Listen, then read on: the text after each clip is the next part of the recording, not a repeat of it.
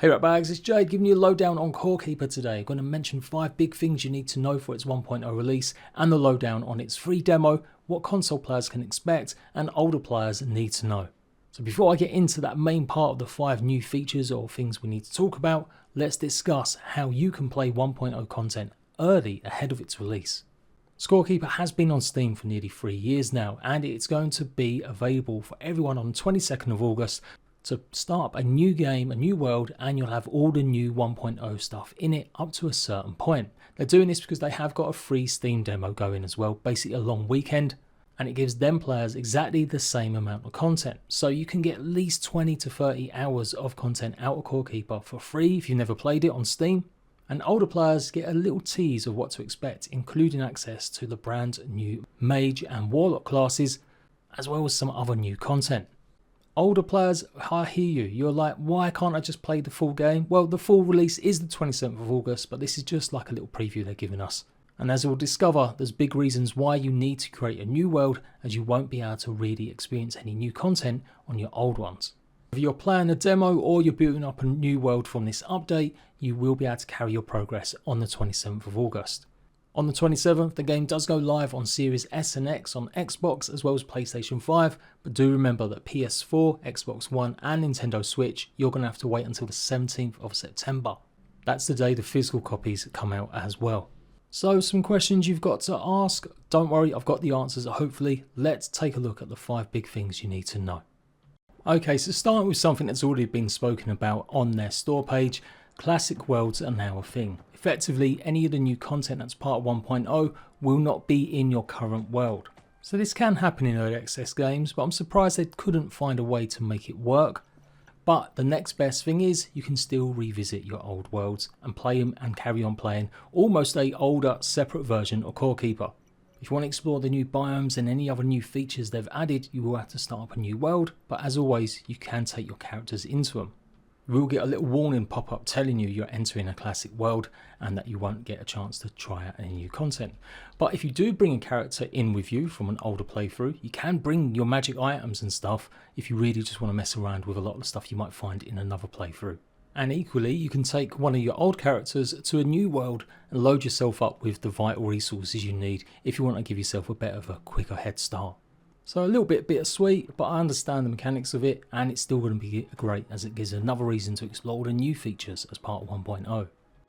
Scorekeeper's world generation has been given a big increase in terms of options and what you can do. For newer players, be careful that you don't turn everything off, as this will make the game extremely difficult, with things like ores pretty much being non-existent as you dig and only having to rely on drops from enemies or finding them in chests.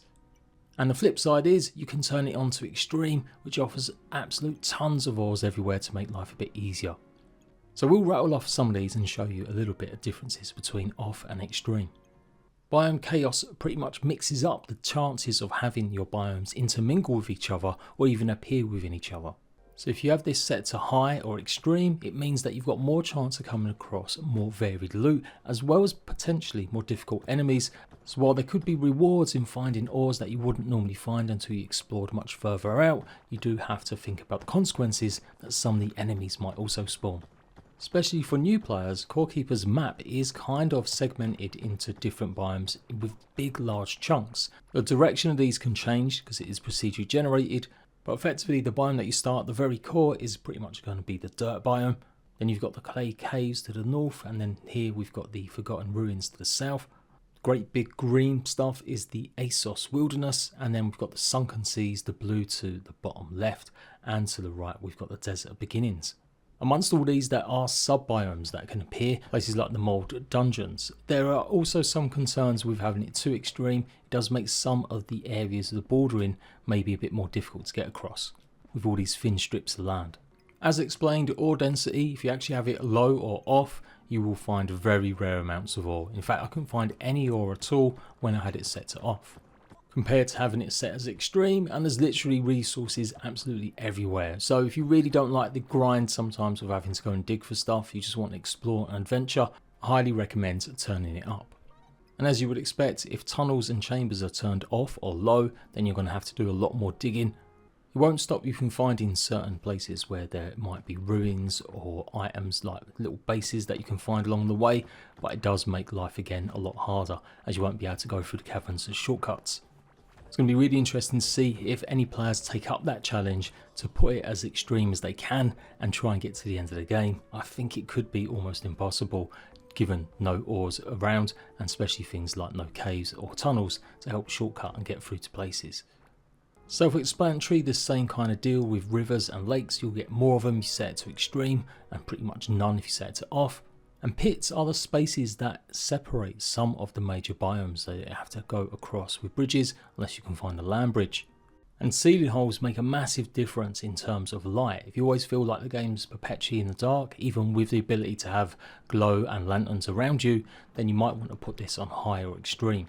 I definitely recommend having it as maybe normal or high. For sure, at extreme levels it does feel like someone's just left the light on constantly, depending on how many caverns and areas you've got that are going to be large while you explore. So really cool. If you're a big fan and obviously played Core Keeper a lot, you can really now mix up your experience and make it much tougher, much easier just by setting up the different biomes and the world generation.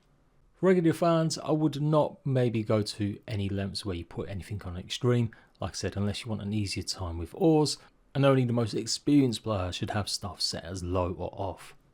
So a big feature of 1.0 is the mana and magic system. You will be able to be a mage or a warlock, summoning minions or firing projectiles from your staves, 2 brand new classes for you to mess around with and experiment. In the preview build that I've been given, we only had access up until the first world barrier, and that meant that there was limited amount of magic sets that we could actually find in terms of armor, but there are 2 kind of magic normal sets, and then we've got 2 warlock sets. And so far, mana's okay. It is very, as you would expect with early game armor and items, pretty weak until you get the items to make it stronger. And that could be said for Ranger and Melee, but it does still feel a little bit like they are kind of sub-classes right now rather than fully fledged. I reckon that's because they're probably really more powerful late game, and that's why we've been given maybe not as much access. So I'm eagerly looking forward to what we can find to give ourselves absolute power with magic in the full 1.0 version.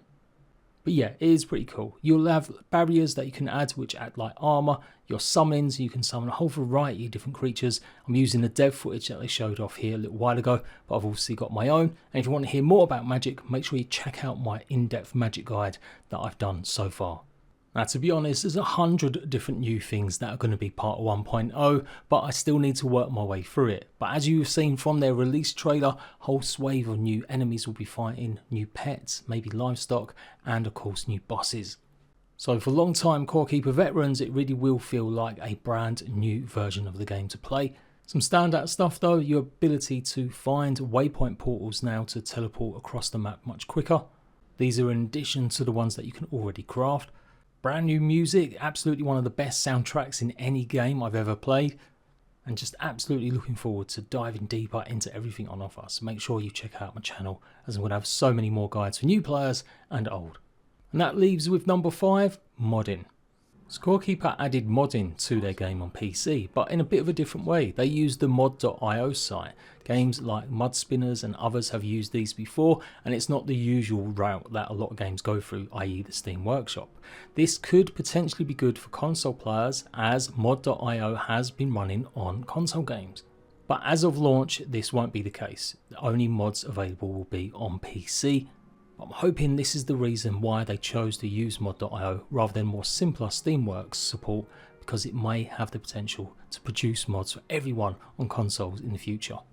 The mods are usually what you expect, quality of life stuff as well as maybe some extra improvements. It's maybe not as big a scene as I thought it would be by now, given it's been there a good while. So I'm hoping the 1.0 really introduces a lot of talented modders to the game and gets their interest going in making some cool mods. I know it's not a new feature, but the news that it won't be available for console, at launch at least, is pretty new to me.